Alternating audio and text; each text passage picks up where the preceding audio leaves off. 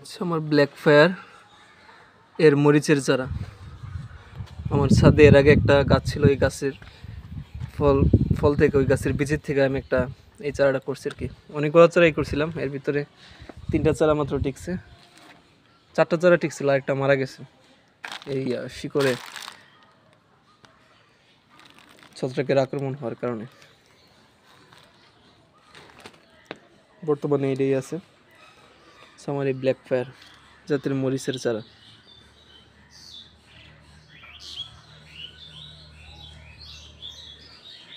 প্রায় অনেকগুলো মরিচ আসছে এবং প্রত্যেকটা মরিচের সাইজ অর্ডিনারি সাইজের তুলনায় একটু বড়, কারণ মাটিতে প্রচুর শক্তিশালী এবং ফার্টিলাইজ মাটি হওয়ার কারণে হয়েছে এরকম।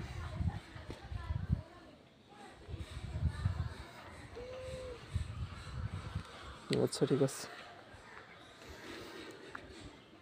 আর এদিকে মিষ্টি কুমড়া, হাইব্রিডের মিষ্টি কুমড়া, খুব তাড়াতাড়ি এই গাছটাতে ফুল আসবে এবং মিষ্টি কুমড়া ইনশাল্লাহ এটা তো ধরবে আমি আশা করি।